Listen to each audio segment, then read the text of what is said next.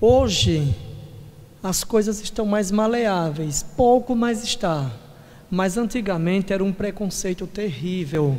Os homens, eles se davam muito ao trabalho da roça, os filhos eram todos levados ao trabalho da roça, praticamente não estudavam, não tinham conhecimento muito de nada e não iam ao médico.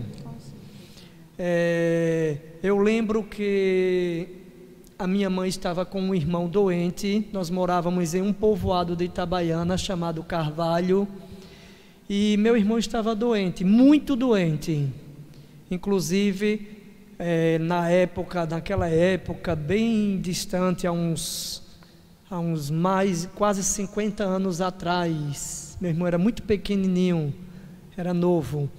E ele, naquela época, o pessoal, quando via uma pessoa já assim, nas últimas, eles faziam a sentinela já de noite, e fizeram lá em casa.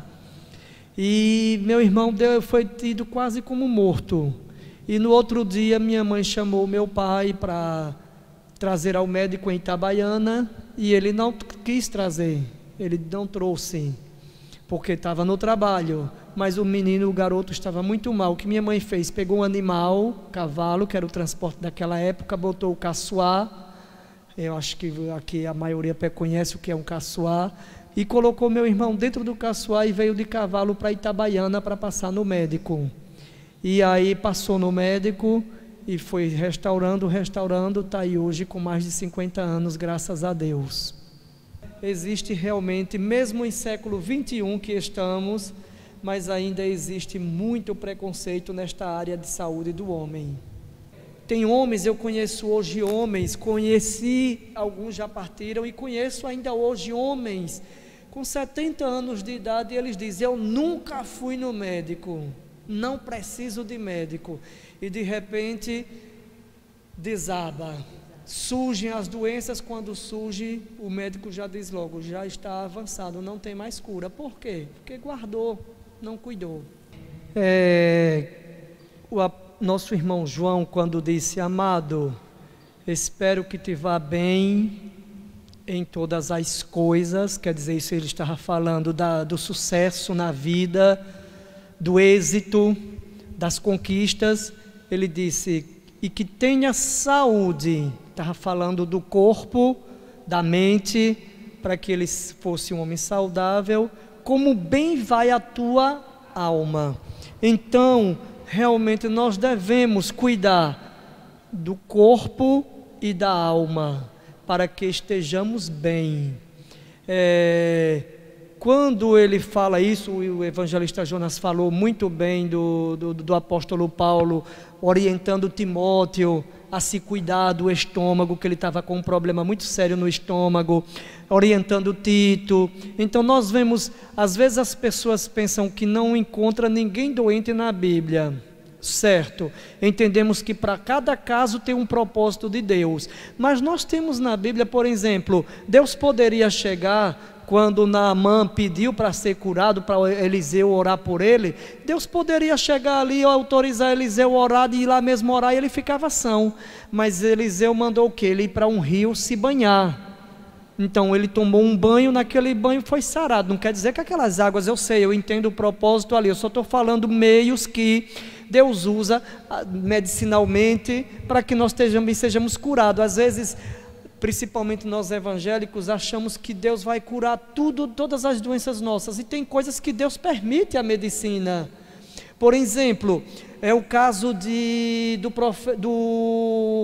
do rei Ezequias. O rei Ezequias estava doente já para morrer. Deus mandou o profeta Isaías ir lá e disse: mande ele pôr a casa em ordem, porque ele vai morrer e não vai viver. Isaías foi, chegando lá, deu um recado, saiu o profeta Isaías. Ezequias virou para a parede, chorou, conversou com Deus, contou a vida dele, o que ele fez e faz para Deus. Deus disse: volta Isaías, vá lá e dê outro recado. Isaías voltou para o rei Ezequias, chegou lá e disse: olha, Deus ouviu o teu choro e as tuas orações, e ele acrescentou 15 anos de vida para você. O profeta Isaías saiu dali, mas foi o que o rei Ezequias fez? Ele foi orientado a pegar figos, daqueles figos fazer pasta, colocar em cima das chagas, em cima da ferida, e ele foi curado com esse processo. Deus não poderia ter curado ele sem precisar disso, de usar uma erva medicinal, mas ele foi usado desta forma. Então, nós temos visto na Bíblia muitos meios em que Daniel mesmo, por exemplo, Daniel era um homem muito doente, muito. Se vocês olharem e lerem os textos, todas as revelações que Daniel recebia, ele adoecia. E então, nós somos orientados pela Bíblia a tratar da saúde do corpo e da alma. Nós vimos ali, agora serve para nós pastores. Como é que o pastor vai cuidar de um rebanho se ele não está bem de saúde? Como é que um pastor vai cuidar bem de um rebanho da obra de Deus se ele não está bem com a mente, saúde mental? Então, nós temos que ter este cuidado.